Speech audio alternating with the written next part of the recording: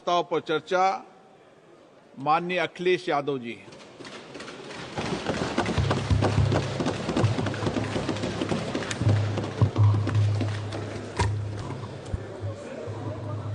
अध्यक्ष महोदय, मैं आपका धन्यवाद देता हूं कि आपने मुझे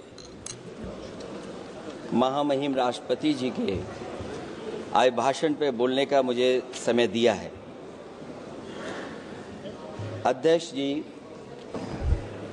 मैं सबसे पहले आपका अभिनंदन एवं अभिवादन करते हुए आग्रह करना चाहूँगा कि मुझे बोलने के लिए जो समय दिया है, मैं उसमें से 2 मिनट का समय महाकुंभ हादसे का शिकार लोगों की आत्मा की शांति के लिए खड़े होकर के मौन रखना चाहूँगा। अगर किसी अन्य को भी सच्चे मन से मृतकों के प्रति सच्चा भाव है तो वो भी हमारे सांसदों के साथ खड़ा होकर के ये मौन श्रद्धांजलि अर्पित कर सकता है। ये माननीय सदस्य अध्यक्ष महोदय, अगली लाइन अध्यक्ष महोदय, ये विषय अध्यक्ष महोदय, आप सीनियर लीडर हैं। अध्यक्ष महोदय, ये अधिकार आपका है। कभी नहीं रही। ये मैंने विषय मेंशन करते हुए भरोसा है इस विषय पर मौन कर दिया था, इसलिए अध्यक्ष का अधिकार है। हाँ, मैं वही अध्यक्ष महोदय, ये जो बात मैं शुरू कर रहा हूं, जहां मैंने मौन 2 मिनट के लिए श्रद्धांजलि की बात की है, ये अधिकार मेरा नहीं है अध्यक्ष महोदय, ये अधिकार आपका है। मुझे पूरा भरोसा है आप पर कि जब अभिभाषण की चर्चा खत्म हो रही होगी उस समय 2 मिनट का मौन श्रद्धांजलि जरूर दी जाए जो श्रद्धालुओं की जान गई है। नहीं अध्यक्ष महोदय, नहीं अभी 1 मिनट आप लोग कुछ मत बोलो। नहीं कुछ नहीं। अध्यक्ष महोदय, अभी तो अध्यक्ष महोदय मैंने बात शुरू नहीं की है, और जिन लोगों को तकलीफ है और जिनको दुख होना चाहिए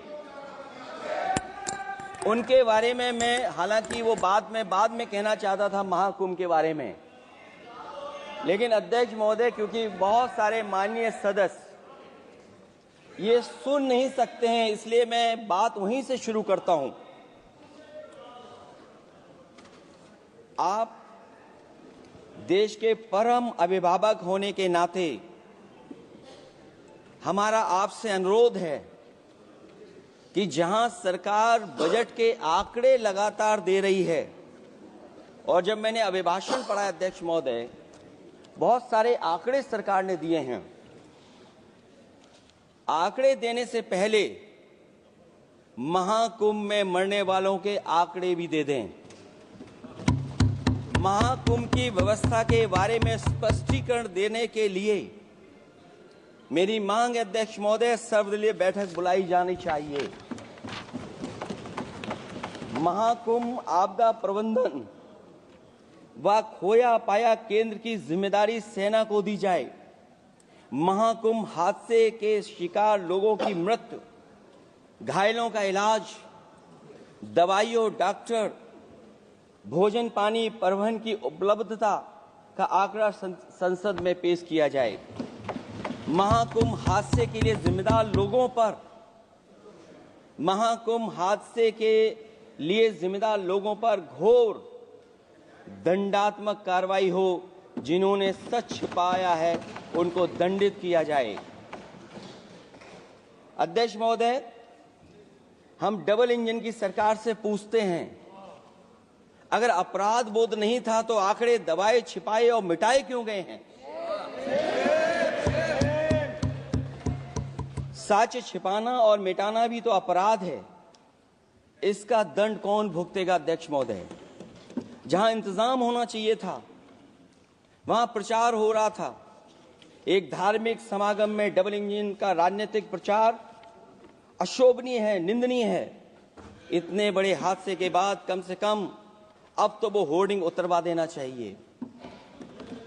अध्यक्ष महोदय, महाकुंभ की जो तैयारी हुई, जो हम लोगों ने जाना वहां पर, महाकुंभ न केवल 144 साल के लिए ये कहा गया, बल्कि ये भी कहा गया कि पहली बार धरती पर इस तरह का डिजिटल और जो आधुनिक चीजें हैं, टेक्नोलॉजी, उसका इस्तेमाल कर करके महाकुंभ होने जा रहा है। सीसीटीवी, ड्रोन, लाइव स्ट्रीमिंग के आधार पर जिनका दावा था कि वो डिजिटल कुंभ करा रहे हैं, वो मृतकों की डिजिट नहीं दे पा रहे हैं। एक तरफ तो जो लोग डिजिटल डिजिटल डिजिटल अध्यक्ष महोदय कहने को थकते नहीं हैं, लेकिन जब कुंभ में इतना बड़ा हादसा हो गया है तो यही सरकार डिजिट नहीं दे पा रही है। हमारे अपने लोग मारे गए हैं, जिसमें परिवार का हर रिश्ता दिवंगत हुआ है। किसी की माता, किसी के पिता, किसी की बहू, किसी की बेटी, किसी का भाई बहन, चाचा चाची। बच्चों के आंकड़े तो अभी तक नदारद हैं।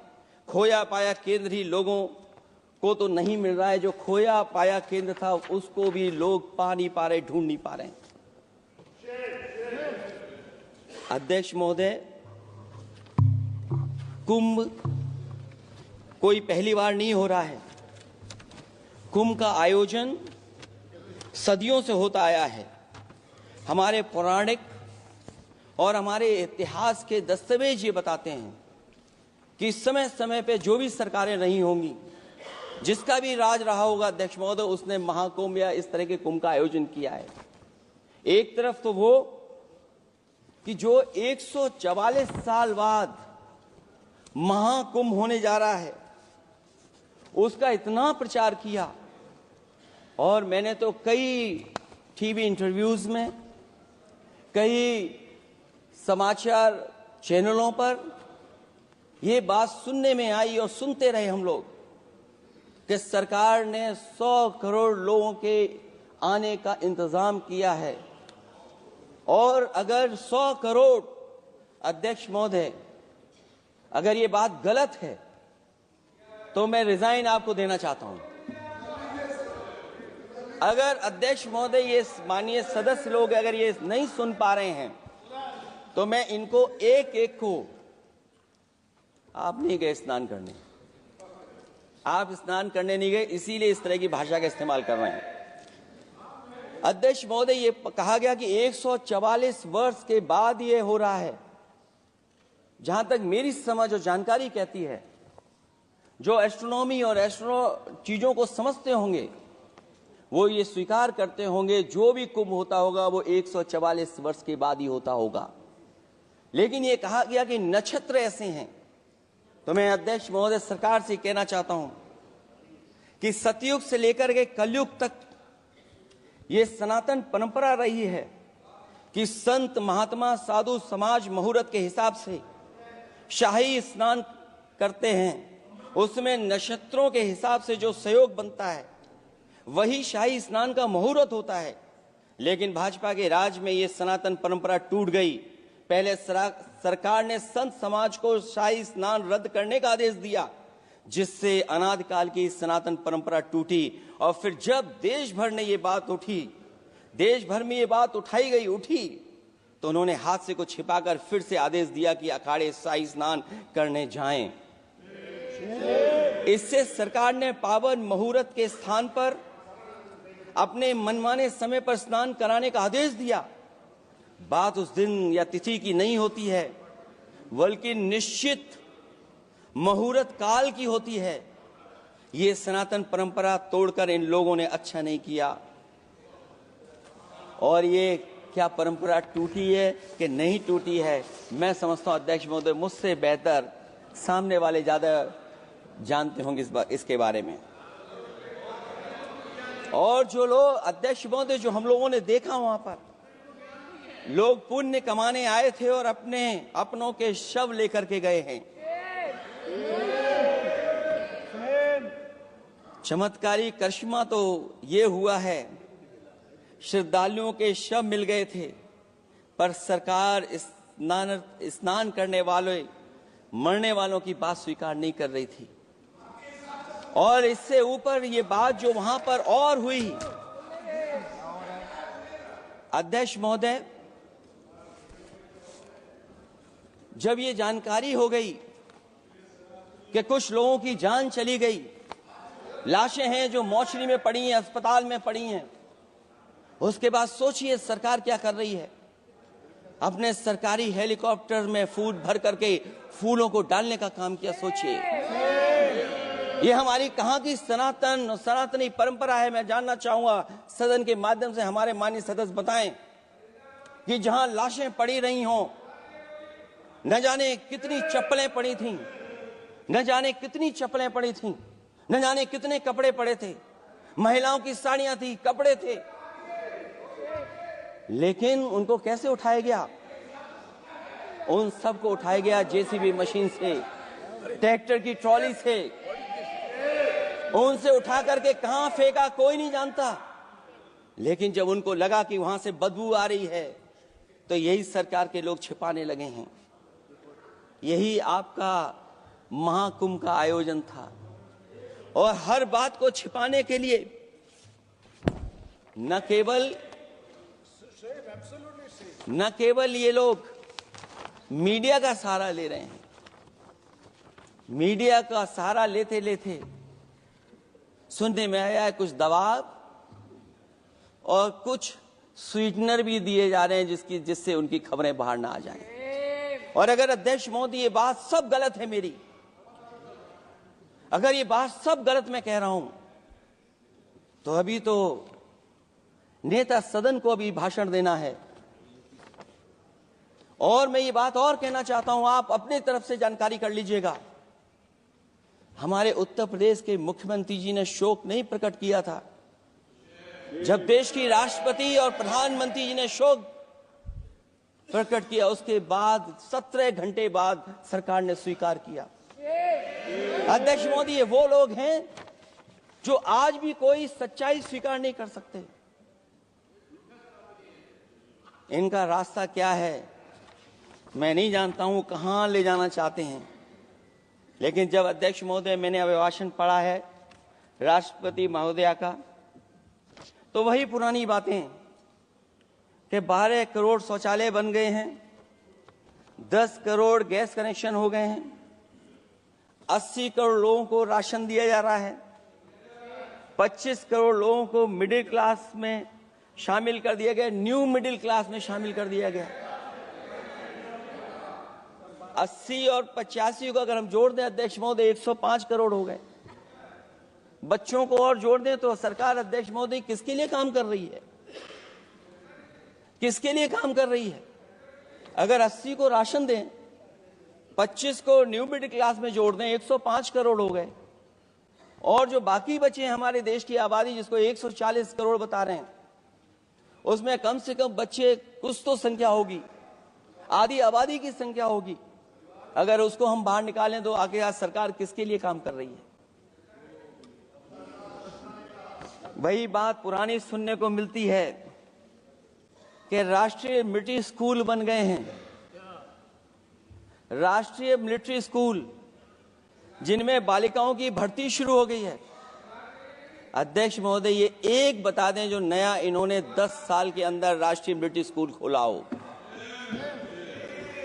और कंफ्यूज मत होना, राष्ट्रीय मिलिट्री स्कूल कौन से होते हैं, सैनिक स्कूल कौन से होते हैं, ये कंफ्यूज मत होना। 10 साल में सोचिए अध्यक्ष महोदय, एक भी नया राष्ट्रीय मिलिट्री स्कूल नहीं खोला है।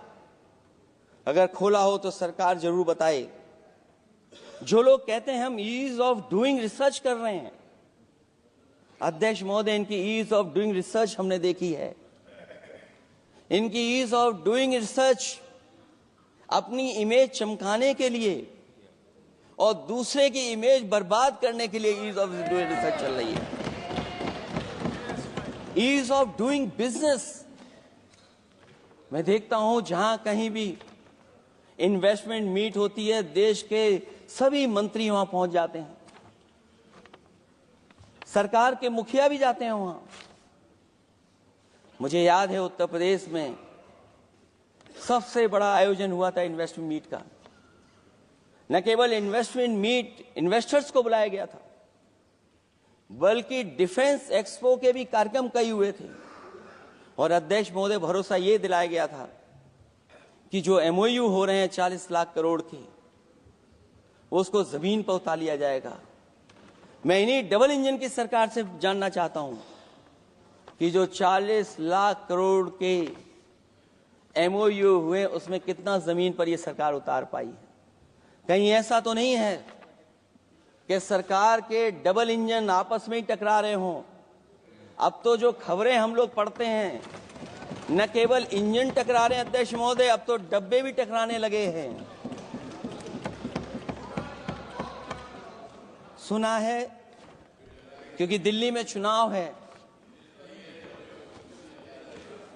आप इंजीनियर की डब्बा हैं। ये हमारे पुराने माननीय सदस्य हैं, आप हम एक हैं, बस जगह अलग बदल गई। जिस विभाग के मंत्री हैं वो हमारा ही काम है, आप लोग अच्छा नहीं कर रहे हैं। अध्यक्ष महोदय, दिल्ली का चुनाव है तो मैंने राष्ट्रपति जी के अभिभाषण में सुना कि यहां पर मेट्रो की जो दूरी है वो दुगनी कर दी गई है, पटरी दुगनी कर दी गई है, एक्सपेंशन हो गया है इतना। अध्यक्ष महोदय, मैं स्वीकार करता हूं दिल्ली का चुनाव है, एक्सपेंशन की बात करेंगे, लेकिन कभी आपने क्यूटो का नाम सुना है? आपने वेनिस का नाम सुना है? मैं अध्यक्ष महोदय आपके माध्यम से, जिसको क्यूटो बनाने के लिए सपना देखा गया था, 10 साल पूरे हो गए हैं, अभी तक वहां पर मेट्रो की शुरुआत नहीं कर पाए हैं। और अध्यक्ष महोदय, मैं ये बात इसलिए कह रहा हूं, अध्यक्ष महोदय मैं इसलिए बात कह रहा हूं कि जिस समय समाजवादी सरकार थी, जितनी भी मेट्रो आज यूपी में चल रही हैं, सब की सब समाजवादियों की देन है, एक भी आपकी देन नहीं है। और इस समय पर मैं याद करना चाहता हूं, उस समय देश के प्रधानमंत्री मनमोहन सिंह जी को जब मैं पहली बार मुख्यमंत्री बनकर के उनसे मिलने गया था, मैं बहुत सारे उनके काम उत्तर प्रदेश के लेकर के गया था। आज वो हमारे बीच नहीं हैं, लेकिन कम से कम उन्हें इसी बात से याद कर रहे हैं, जो जो मैंने काम उस समय दिए थे, एक एक काम उस समय के प्रधानमंत्री जी ने मेरा पूरा कर करके, और उसका परिणाम ये हुआ है अध्यक्ष महोदय, और उसका परिणाम ये हुआ है कि आज उत्तर प्रदेश में जितनी भी मेट्रो चल रही है, चाहे वो लखनऊ की हो, कानपुर की हो, आगरा की हो, नोएडा की हो, ग्रेटर नोएडा को जोड़ रही हो, दिल्ली को जोड़ रही हो। और अध्यक्ष महोदय, जिस समय उद्घाटन हुआ था दिल्ली से नोएडा को जोड़ने वाली मेट्रो का, उस समय देश के प्रधानमंत्री एक विदेश के बहुत बड़े उनके साथ बैठ करके गए थे उद्घाटन करने। वो अगर किसी ने काम किया था पूरा, तो नोएडा अथॉरिटी और समाजवादी सरकार ने, उसमें आपकी देन कोई नहीं थी। ये बात मैं मेट्रो की इसलिए कर रहा हूं कि जो लोग दिल्ली में मेट्रो बना रहे हैं, वो बनारस में मेट्रो क्यों नहीं बना पा रहे हैं? और दिल्ली का विकास अपने आप हो जाएगा, बस ये जो भारतीय जनता पार्टी की दिल्ली वाली सरकार है वो हस्तक्षेप करना बंद कर दे। अध्यक्ष महोदय, रिवर लिंकिंग का कार्यक्रम कुछ दिन पहले प्रधानमंत्री जी ने किया। अध्यक्ष महोदय, मैं आपके माध्यम से, जहां किसानों के लिए एक नई चीज आ रही है, जिससे कि न केवल उनकी खेती बाड़ी बल्कि बहुत सा सुधार दिखाई देगा। खेती बाड़ी को भी पानी मिलेगा, पीने का भी पानी होगा।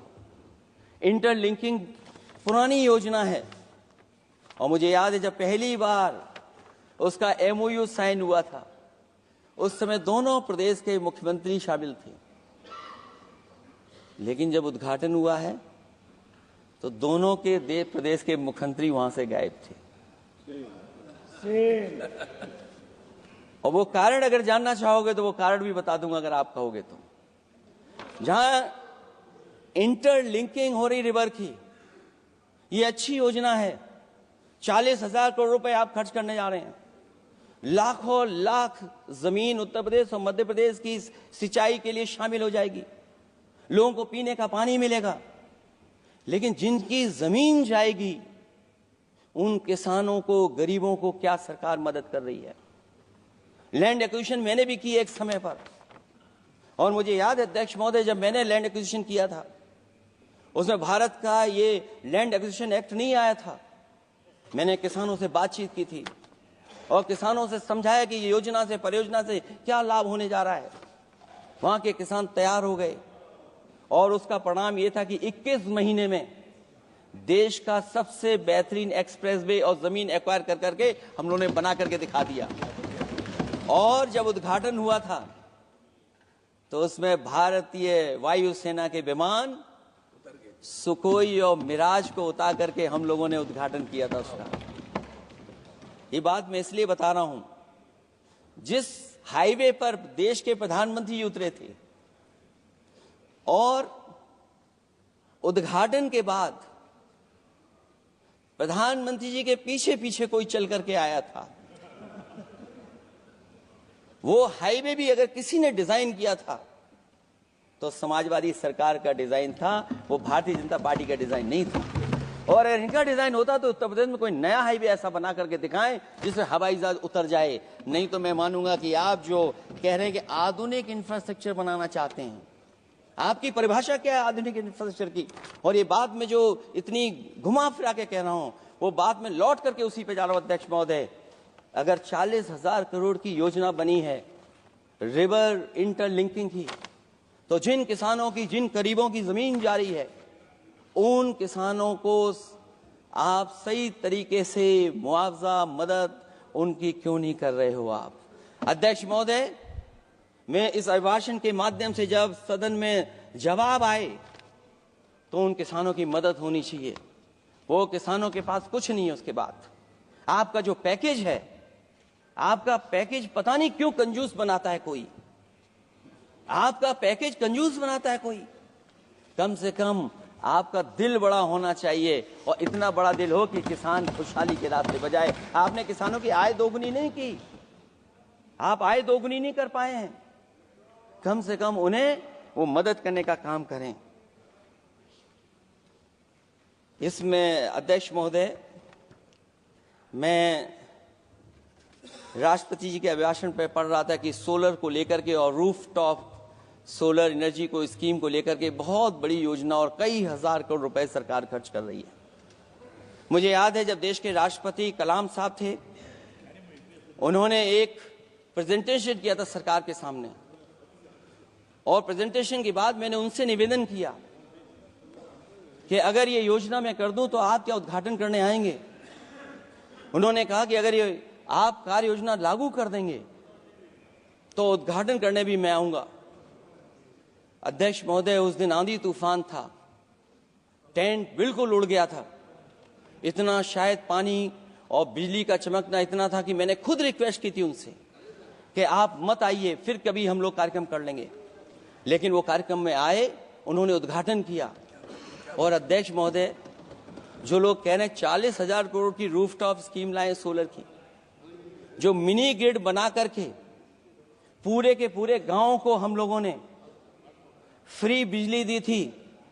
फ्री बिजली उनको मिलती थी 24 घंटे, उनकी चक्की चलती थी, उनका सिंचाई का पानी का इंतजाम होता था। जब तक समाजवादी सरकार रही तब तक वो योजना चलती रही, और जैसे ही समाजवादी सरकार गई, इन्हीं के लोगों ने उसका मेंटेनेंस रोक दिया। न केवल उस गांव का जिसका राष्ट्रपति रहे उन्होंने उद्घाटन किया, बल्कि और जितनी भी सोलर की स्कीम चल रही थी, लोहिया आवास में जहां सोलर स्कीम के माध्यम से हम लोग गरीब को सोलर पैनल के माध्यम से उनको बिजली दे रहे थे, फ्री बिजली, उन सब योजनाओं को इन्होंने बंद करने का काम किया है। सोचिए, ये वो लोग हैं जो इंफ्रास्ट्रक्चर बनाना चाहते हैं। अध्यक्ष महोदय, चीन के सवाल को लेकर के कांग्रेस पार्टी के भी कुछ विचार हैं, हमारे भारतीय जनता पार्टी के लोगों के भी विचार हैं। सच्चाई ये सदन और ये देश भी जानता है, एक समय पर हम लोगों ने बहुत लाखों लाख किलोमीटर की जमीन, लाखों लाख एकड़ की जमीन हम लोगों ने खोई, और अब उसी रास्ते पर भारतीय जनता पार्टी चल रही है। अध्यक्ष महोदय, सवाल यह है, जमीन खोने के साथ साथ भारतीय जनता पार्टी स्वीकार नहीं कर रही है कि जमीन चीन ने कब्जा की है।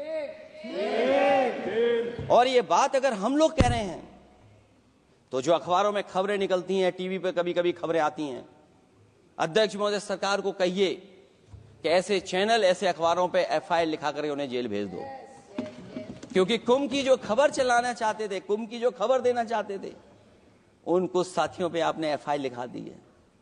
अगर कुंभ पर सच्ची खबर दिखाने वालों पे आप एफआईआर लिखा सकते हैं, तो फिर चीन की खबर, जो खबर चला रहे हैं, उस पर भी आपको एफआईआर लिखनी चाहिए। दूसरा, हमारा एक जाति जनगणना का मसला बहुत पुराना है, ये कोई नया नहीं है। आरक्षण के सवाल पर इस देश में दक्षिण भारत से लेकर के उत्तर भारत में और देश में जगह जगह पर बहुत सारे नेता ऐसे रहे जो आज हमारे बीच नहीं हैं, जिनकी वजह से हम आज उस आंदोलन को आगे ले जा रहे हैं। बाबा साहब भीमराव अम्बेडकर जी का जो संविधान है, उसके तहत जो हमें हक अधिकार मिले हैं, आरक्षण की व्यवस्था है, उस व्यवस्था को और मजबूत बनाने के लिए जाति जनगणना होना चाहिए। उसके पक्ष में अब तो कांग्रेस पार्टी भी है। एक समय था जब कांग्रेस पार्टी उस पक्ष में नहीं थी। और अध्यक्ष महोदय, मैं बड़ी जिम्मेदारी के साथ कहना चाहता हूं, अगर उसी समय कांग्रेस पार्टी भी पक्ष में होती तो आज हमें आपके सामने खड़ा नहीं होना पता, मांगना नहीं पड़ता जाति जनगणना। लेकिन अध्यक्ष महोदय, मैं अपने कांग्रेस पार्टी के साथियों से भी कहना चाहूंगा, अध्यक्ष महोदय, मैं कांग्रेस पार्टी के साथियों से भी कहना चाहता हूं, हम आपके साथी हैं और इस मुद्दे पे तो हम आपके साथ और आपके आगे भी चल करके आपका साथ दे देंगे। अब जाति जनगणना को कोई नहीं रोक सकता है। एक दिन ऐसा आएगा अध्यक्ष महोदय, एक दिन ऐसा आएगा, कोई टकराट नहीं है, आपके इंजन जैसे नहीं है। आपका एक इंजन, अध्यक्ष महोदय, ये अध्यक्ष महोदय, हम तो, मुझे कभी कभी ये लगता है कि प्रधानमंत्री जी जितना अपने लोगों को ध्यान दे करके समझाते हैं, इतना ये समझते ही नहीं है। वो अध्यक्ष महोदय, वो सबसे ज्यादा सोशल मीडिया के बारे में जानकारी रखते हैं। आप भी जानकारी रखा करो।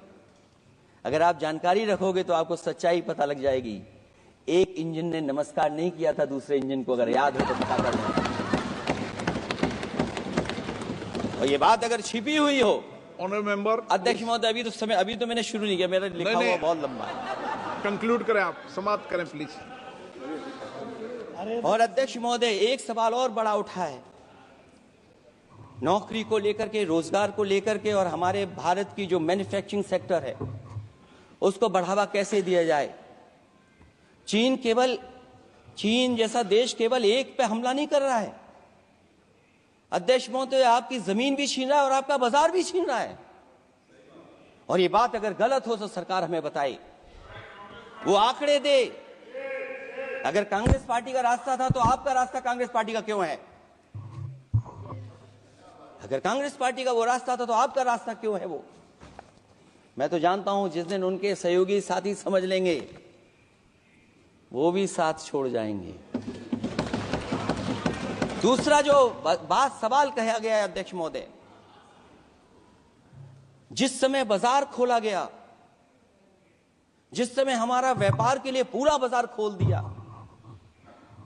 हमसे ज्यादा वित्त को समझने वाले इकोनॉमिस्ट और बहुत सारे जानकार लोग, वो मुझसे बेहतर समझते होंगे, लेकिन मैं ये बात समझता हूं कि जिस समय बाजार खोला गया उस समय ध्यान उतना हमारे देश की अर्थव्यवस्था पर नहीं रखा गया।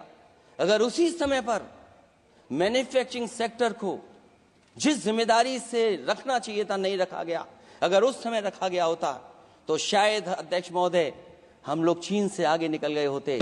आज चीन आ गए, हम लोग पीछे हैं। क्या आप इनको ज्ञान दे रहे हो क्या?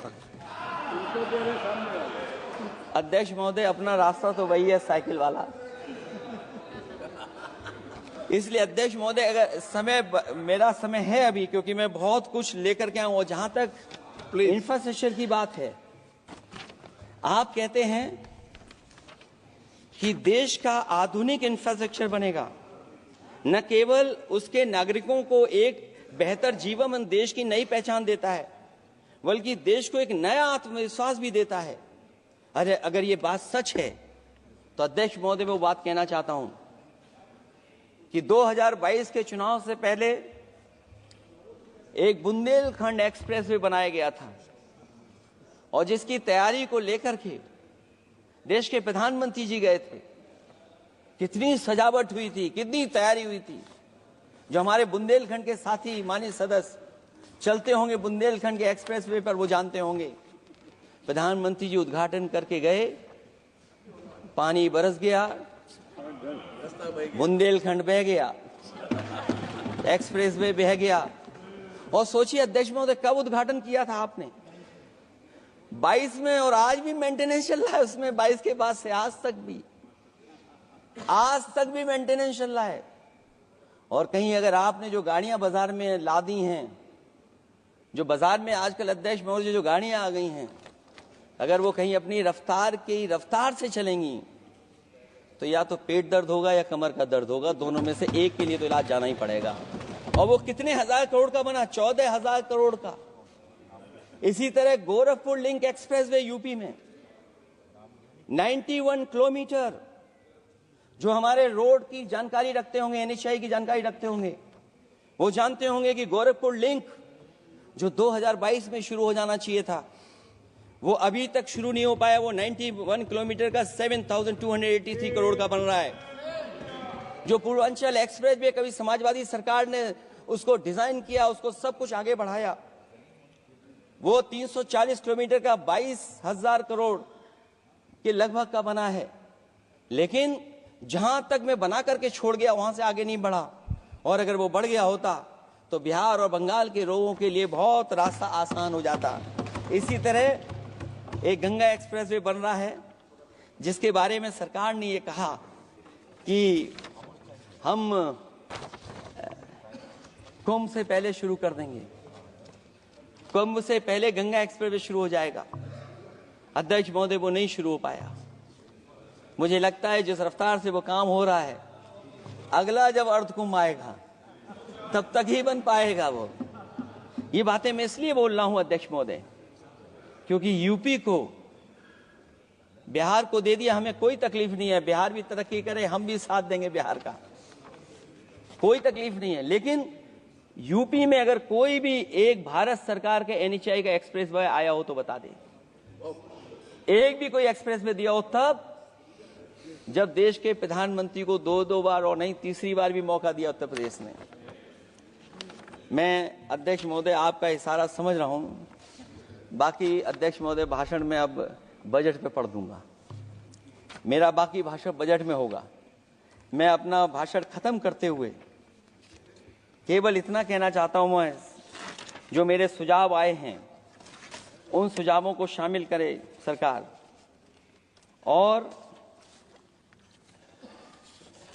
केवल प्रचार में न रहे सरकार। अध्यक्ष महोदय, मैं अपनी बात खत्म करने से पहले जो राष्ट्रपति जी ने कहा है, मैं भी सहमत हूं उससे। मैं उनकी सब लाइनें पढ़ना चाहता हूं। जो राष्ट्रपति महोदया जी ने कहा है, मैं उससे सहमत हूं। हमारा हिंदुस्तान 140 करोड़ आबादी वाला देश है। हमारे यहाँ भिन्न भिन्न राज्य, भिन्न भिन्न क्षेत्र, भिन्न भिन्न भाषाएं हैं, परंतु एक राष्ट्र के रूप में हमारी एक ही पहचान है, हिंदुस्तान। और हमारा एक ही संकल्प है, एक ही लक्ष्य है, विकसित हिंदुस्तान। आने वाले वर्षों में देश को विकसित राष्ट्र बनाने के लिए हम सभी दृढ़ संकल्पित हैं। इस संकल्प में देश के शहीदों की प्रेरणाएं हैं, पूज्य बापू के मानवीय आदर्श हैं, और सरदार पटेल जैसी मां भारती की संतान द्वारा हमें दिलाई गई एकता की शपथ है। हमें इन प्रेरणाओं को आगे रखते हुए एकता के इस समर्थ विकसित हिंदुस्तान के संकल्प को पूर्ण करना है। आइए हम एक बार फिर एकता के संकल्प को दोहराएं और हिंदुस्तान के सपनों को पूरा करने के लिए कटिबद्ध हों।